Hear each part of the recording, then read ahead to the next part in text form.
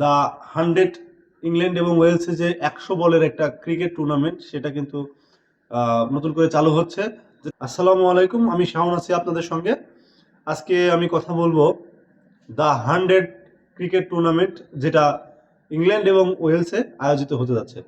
তো বন্ধুরা, আপনারা সবাই জানেন যে এখন কিন্তু চলমান টি-20 ওয়ার্ল্ড কাপ চলতেছে। হ্যাঁ, ওয়ার্ল্ড কাপটা শেষ হয়ে যাওয়ার পরেই কিন্তু হয়তোবা অনেকে চিন্তা ভাবনা করতেই পারেন যে একটা লং গ্যাপ তৈরি হয়ে যাচ্ছে। এখন ক্রিকেটাররা কি করবে বা কি হতে পারে, যারা ক্রিকেট প্রেমী তারা। তো আপনাদের জানিয়ে রাখি যে আসলে হতাশ হওয়ার কিছুই নেই। টি-20 ওয়ার্ল্ড কাপ শেষ হওয়ার কিছুদিনের মধ্যেই দ্য 100 ইংল্যান্ড এবং ওয়েলসে যে 100 বলের একটা ক্রিকেট টুর্নামেন্ট সেটা কিন্তু নতুন করে চালু হচ্ছে, যেটা গত বছরও হয়েছিল।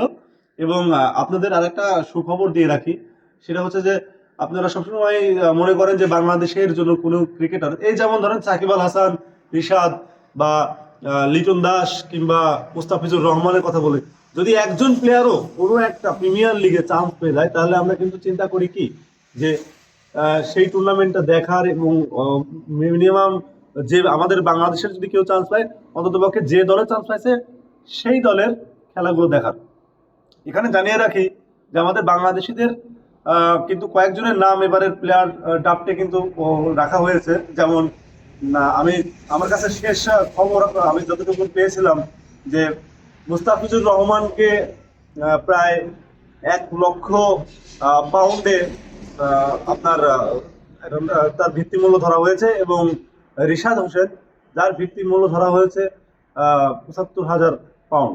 তো সব মিলিয়ে এই দুজন প্লেয়ারের নামই তারা রাখছে। এবং আসলে একটু হতাশ হওয়ার কথা, কারণ এই জায়গাটাতে হয়তো আরো 2-3 জন প্লেয়ারের নাম রাখা যেতেই পারতো, বাট সমস্যা নেই। আমাদের যেহেতু 2জনের নাম রাখা হয়েছে এবং এনারা 2জন অবশ্যই কোনো না কোনো দলে চান্স পেয়ে যাবেন।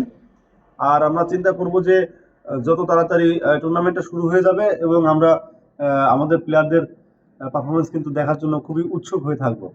তো বন্ধুরা, হতাশ হওয়ার কিছুই নেই।